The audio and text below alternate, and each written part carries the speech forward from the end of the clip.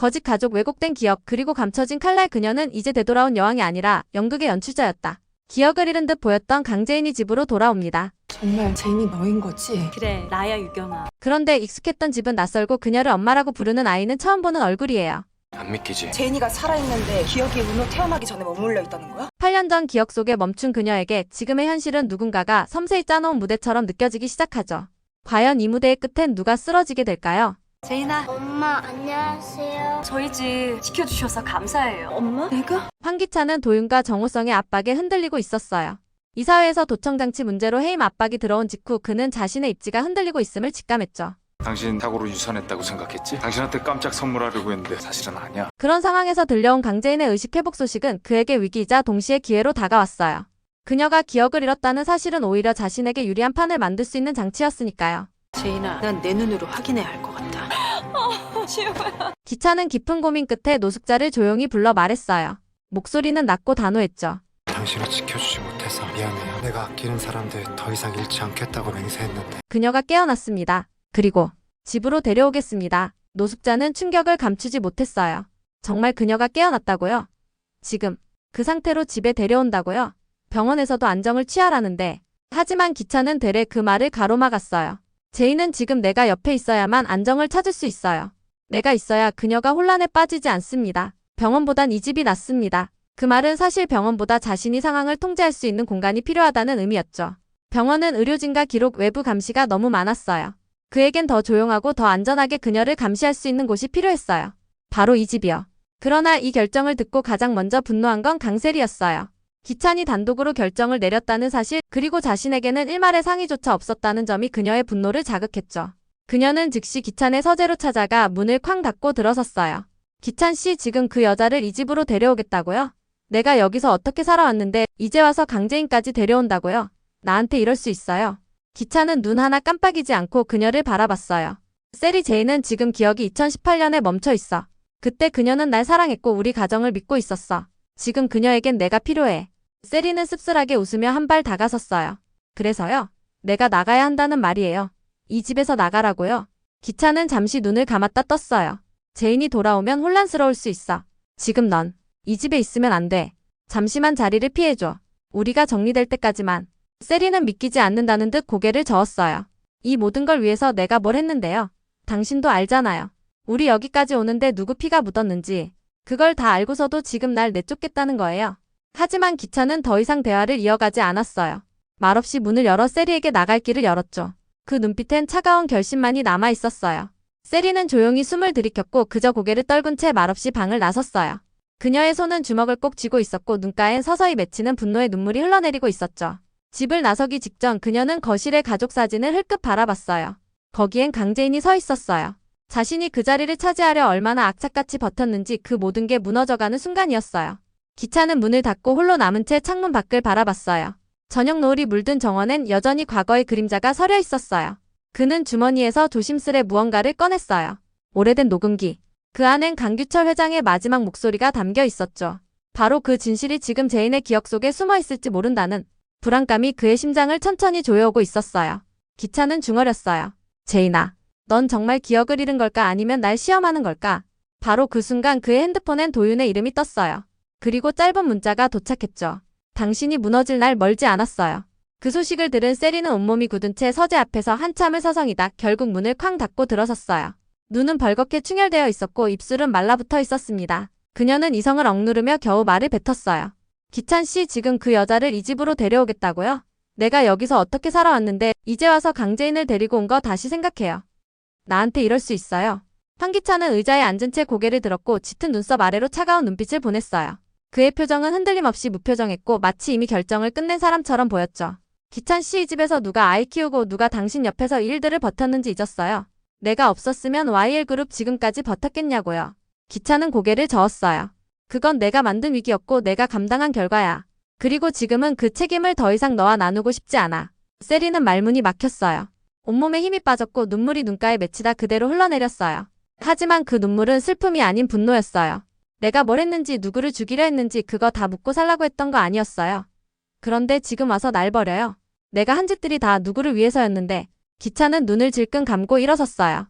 그래서 지금 내가 협박하겠다는 거야. 우리 이쯤에서 정리하자. 제인이 있는 동안만이라도 넌 집을 떠나줘. 필요하면 호텔을 잡아줄게. 세리는 치를 떨며 웃었어요. 호텔이요? 기찬 씨, 내가 돈이 없어서 여기 있던 줄 알아요. 날 믿어줘서 날 필요로 해서 여기에 있었던 거라고요. 그런데 이제 와서 필요 없다. 날 버려요. 기찬은 말없이 서재 문을 열었어요.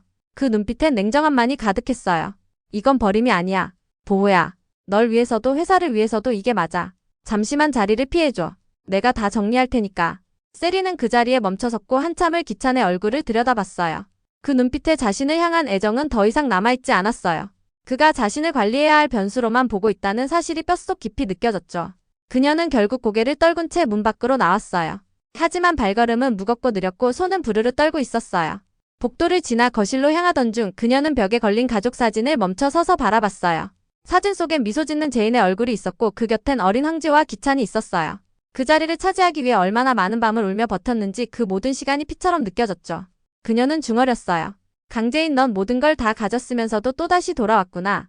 하지만 이번엔 내가 그렇게 쉽게 물러서지 않아. 그녀는 짐을 꾸려 집을 나섰고 차를 몰고 호텔로 향했어요. 도중 그녀는 전화를 꺼내 황기만에게 전화를 걸었어요. 그 제안 다시 생각해봤어요. 20억 줘요. 대신 확실하게 처리해요. 반대편에서 황기만의 비열한 웃음소리가 들렸어요. 역시 당신은 그냥 물러날 사람이 아니었지. 그리고 그날 밤 그녀는 호텔방 침대에 앉아 지호의 출생증명서를 들여다봤어요. 오래전 조작한 서류였고 그 옆엔 유전자 검사 결과도 있었어요. 그녀는 서류를 바라보다 천천히 입술을 깨물었어요. 지호, 넌 내 전부야. 그 여자가 널 뺏어가게 두지 않을 거야. 하지만 기찬은 더 이상 대화를 이어가지 않았어요. 말없이 문을 열어 세리에게 나갈 길을 열었죠. 그 눈빛엔 차가운 결심만이 남아 있었어요. 세리는 조용히 숨을 들이켰고 그저 고개를 떨군 채 말없이 방을 나섰어요. 그녀의 손은 주먹을 꼭 쥐고 있었고 눈가엔 서서히 맺히는 분노의 눈물이 흘러내리고 있었죠. 집을 나서기 직전 그녀는 거실의 가족 사진을 흘끗 바라봤어요. 거기엔 강재인이 서 있었어요. 자신이 그 자리를 차지하려 얼마나 악착같이 버텼는지 그 모든 게 무너져가는 순간이었어요. 세리는 분노에 휩싸였지만 결국 기찬의 요구를 받아들일 수밖에 없었어요. 그녀는 집을 나서면서도 불안한 눈빛을 숨기지 못했죠. 그 눈빛엔 분노, 질투 그리고 두려움이 얽혀 있었어요. 8년 전 유괴 사건부터 시작된 거짓이 지금 그녀의 목을 조여오고 있었거든요. 기찬은 제인을 데리고 돌아오는 차 안에서 말없이 운전대를 잡고 있었어요. 제인은 창밖을 바라보며 조용히 중얼였죠. 여긴 참 낯익으면서도 낯설어요. 그치만 당신이 옆에 있어서 다행이에요. 기찬은 억지 미소를 지었어요. 그녀의 기억이 2018년에 멈췄다는 사실은 그에게 유리했지만 동시에 두려운 일이기도 했어요. 언제 이 거짓이 무너질지 모르기 때문이죠. 집에 도착하자 현관문이 열리고 한 소년이 달려나왔어요. 엄마. 제인은 그 순간 몸을 굳혔어요. 자신의 기억 속 은호는 아직 태어나지도 않았는데 눈앞의 아이는 벌써 초등학생 정도의 나이였거든요. 그 아이는 황지호, 황기찬과 강세리 사이에서 태어난 아이였어요. 하지만 기찬은 이 아이를 마치 제인의 아들인 것처럼 속이려 하고 있었어요. 세리는 예전에 지호에게 세뇌시키듯 말했죠. 앞으로는 제인이 엄마라고 말하는 거야. 알았지? 지호는 혼란스러워하면서도 어쩔 수 없이 고개를 끄덕였어요. 제인은 아이를 바라보며 물었어요. 넌 은호니? 지호는 순간 주춤했지만 억지로 웃으며 대답했죠. 응, 엄마. 나 은호야. 그 대답에 제인은 아이를 안아주며 속으로 중얼였어요. 이 아이는 은호가 아니야. 누구지? 밤이 되자 제인은 혼자 방에 앉아 생각에 잠겼어요. 그리고 서랍 안을 뒤지던 중 오래된 인형 하나를 발견했어요. 인형 뒷면엔 낯익은 필체로 메모가 붙어 있었어요. 제인아, 지금은 연기해야 해. 모두를 속여야만 진실에 다가갈 수 있어. 그건 과거에 자신이 쓴 메모였어요. 그녀는 기억상실을 가장한 채 모두를 속이고 있었던 거예요. 다음날 아침 기찬은 그녀에게 말했어요. 오늘은 병원 정밀검사 일정이 있어. 꼭 가야 해. 제인은 고개를 끄덕이며 말했죠. 당신이 있어서 마음이 놓여요. 그날 오후 정윤이는 제인에게서 받은 편지를 읽고 충격에 빠졌어요. 저 기억 잃은 거 아니에요. 아직 모든 걸 밝히기엔 위험해서 그래요. 도윤 씨에겐 비밀로 해주세요. 정윤이는 혼란에 빠졌고 결국 도윤 앞에서 말실수를 해버려요.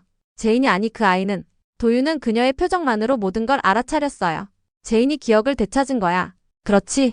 한편 세리는 호텔방에서 점점 무너져가고 있었어요. 황기만은 그녀에게 20억을 요구했고 기찬은 자신을 배척했고 지호는 점점 제인에게 정을 붙이는 듯했어요. 그녀는 술에 취한 채 거울을 바라보며 말했어요. 강재인, 내가 뭐길래. 내가 여기까지 오는데 무슨 짓을 했는지 알기나 해? 날 무시하지 마 절대로. 그녀는 지호의 출생증명서와 유전자 검사 서류를 조작한 파일을 꺼내 들었어요. 그리고는 병원으로 향했죠. 다시 한번 제인의 기억을 무너뜨리기 위해. 여왕의 집 63회 진실과 거짓이 뒤섞인 거대한 연극의 막이 올랐습니다. 제이는 언제 칼을 빼들까? 지호의 정체는 언제 밝혀질까? 세리의 거짓말은 또 어떤 파국을 부를까? 지금 여왕은 기억을 잃은 척하며 모두를 향한 복수를 준비하고 있습니다. 이 집의 모든 벽은 거짓으로 세워졌고 그 무너지는 순간은 점점 다가오고 있어요. 오늘도 끝까지 함께 해주셔서 정말 감사드려요. 구독과 좋아요 그리고 알림 설정까지 해두시면 다음 회차 리뷰도 빠르게 받아보실 수 있어요. 그럼 저희는 다음 영상에서 다시 만나요.